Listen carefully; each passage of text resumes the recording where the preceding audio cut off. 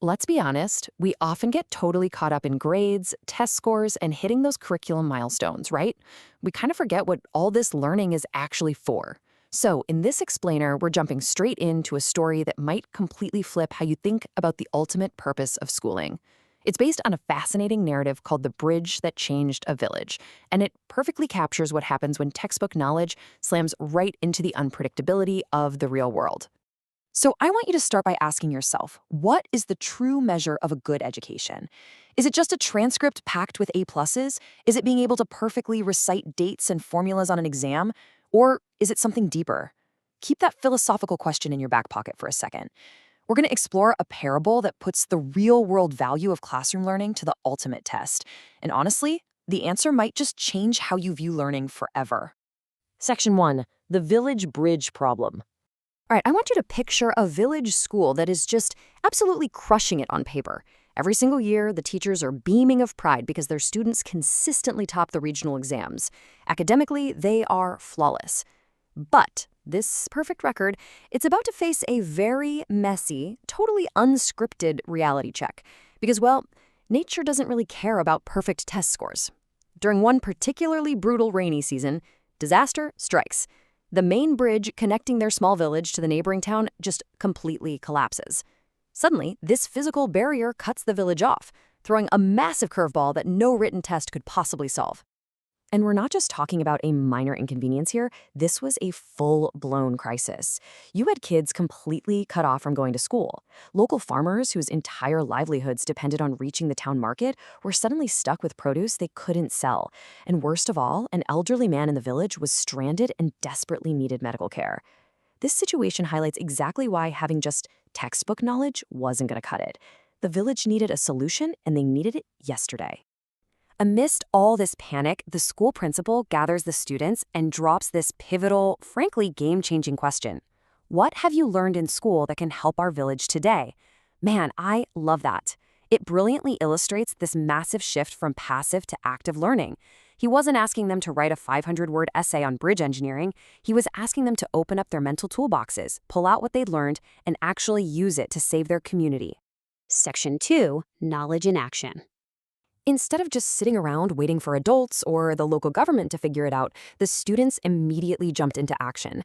They realized their high marks were basically useless if they couldn't be weaponized for the good of the village.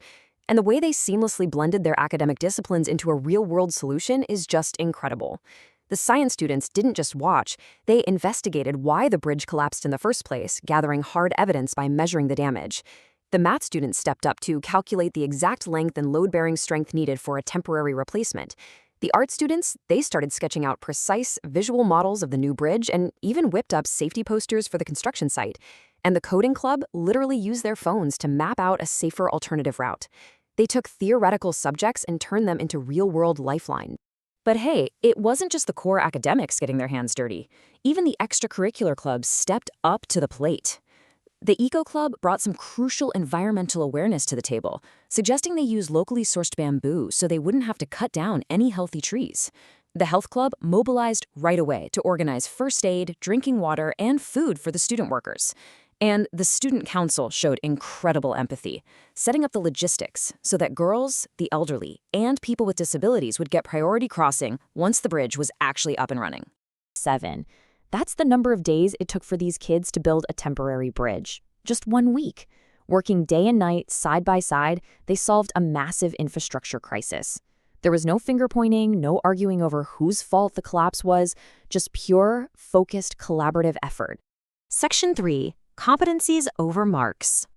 Let's pause for a second and step back from the story to look at the educational mechanics here, because this is where it gets really transformative. After the bridge was finished, the whole village threw a massive celebration. But the principal made a really profound observation. They weren't celebrating because the kids scored 100 on a math test. They were celebrating because the students actually solved a real-life problem. As the principal put it, today you have proved that education is not about answering questions in an examination. It is about answering the challenges of life. I mean, hit the nail on the head, right? That is the absolute crux of this whole explainer. You see, traditional subjects were transformed into actionable competencies. It wasn't just science class anymore, it was scientific temper and evidence-based thinking, making sure they had the facts before they started building. It wasn't just computer class, it was digital literacy applied during a high-stakes crisis. And above all, it was ethical reasoning and teamwork. This completely proves that authentic education is all about applying knowledge, not just memorizing facts so you can regurgitate them later. Section 4. Experiencing values. Now, the bamboo and the math calculations were definitely important, but the invisible architecture holding this whole project together, that was the ethics and values that made such a complex collaboration even possible. From the very start, the principal told the kids, this is not the time to ask who is responsible. It is the time to ask, what is my responsibility? These students completely embodied seva, which means service before self, and Nishkam karma, meaning selfless action. They worked around the clock for the village's welfare, totally unmotivated by certificates, grades, or any expectation of a reward. And that ties profoundly into a traditional Indian principle known as Vasudhaiva Kutumbakam, which basically translates to the whole world is one family. Throughout this exhausting week of construction, students from completely different religious backgrounds, speaking different languages, coming from different economic classes, they all worked together seamlessly. There was zero discrimination. Why? Because they viewed the village and their shared effort as one unified family. You know, it's one thing to read about constitutional values in a dusty civics textbook.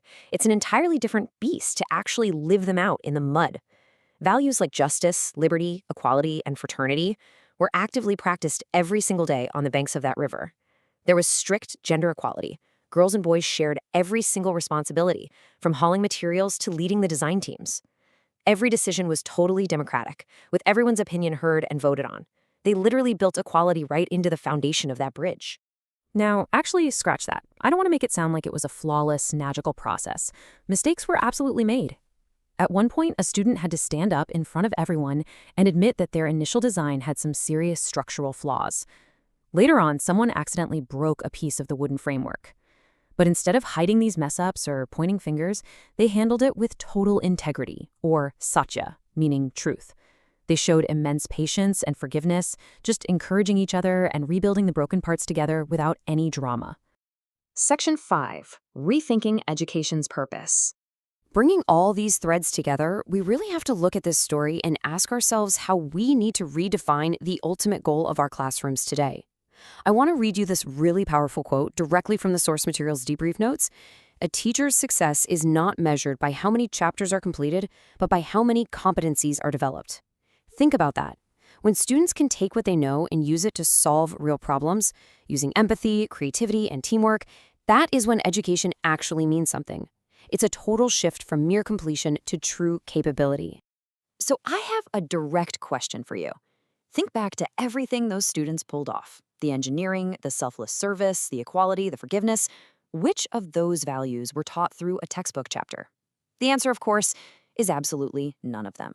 Values cannot be memorized. They must be experienced. You just can't teach competencies through a lecture. They have to be forged in the fires of real, meaningful challenges. So, as you go about your day, I want you to think about this.